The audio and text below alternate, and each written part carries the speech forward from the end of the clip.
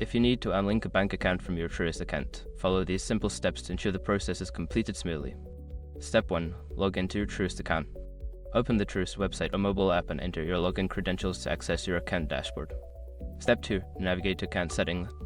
Once logged in, locate the Account Settings or Profile section.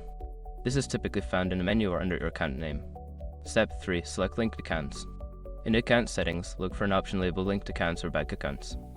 Click on this option to view all accounts currently linked to your Truist account. Step 4. Choose the account to unlink. Find the bank account you wish to unlink from the list.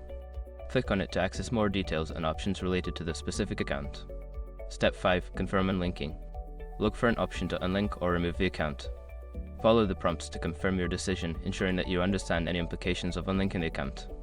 After completing these steps, your bank account should be successfully unlinked from your Truist account. If you encounter any issues, consider reaching out to Truist customer support for assistance.